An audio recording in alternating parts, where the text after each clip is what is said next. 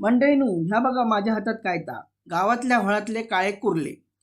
तर झाला असा की माझी बैल गेली होती जत्रेसाठी गावात आणि येताना गावातून खेकडे घेऊन दिली.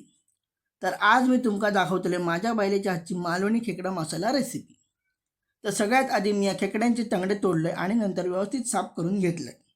तवसर बायले नडे कांदो ओला आणि सुक्या खोबरा आला लसूण वाटपासाठी तयार केल्यान आणि नंतर व्यवस्थित कांदो आला लसूण चांगला भाजेपर्यंत परतून घेतल्यान मग सुक्या खोबरा घालून परतून घेतल्यात आणि त्यावर ओला खोबरा घालून भरा भाजून घेतल्यात. नंतर त्यात वाईज गरम मसालो घालून पुन्हा परतून घेतल्यात. ह्या बघा वाटपासाठी असा भाजलेला कांदो खोबरा तयार झाला. त्यानंतर खेकड्यांचे पाय मिक्सरात घालून गरागरा फिरवून घेतला. मग तयार झालेला बारीक चाळणीत घालून घेतला. ह्या बघा मिक्सरात लावलेल्या पायांचा असा पाणी तयार झाला. त्यानंतर बायलेन आला लसूण मिरची खलबत्त्यात कुटून घेतली. नंतर लागणारे सगळे मसाले कांदा लसूण आणि आला लसूण पेस्ट फोडणीसाठी काढून घेतली.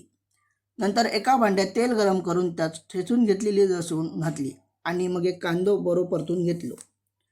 कांदो लाल झालो तसो आला लसूण पेस्ट घालून परत परतून घेतला.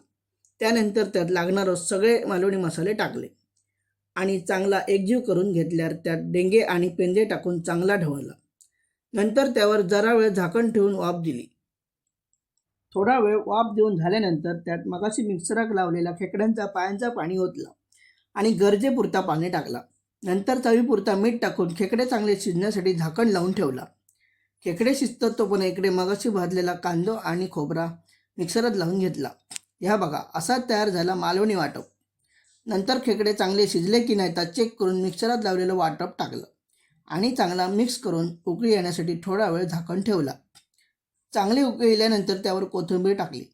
फायनली अशा प्रकारे आमचा मालवणी खेकडा मसाला तयार झाला.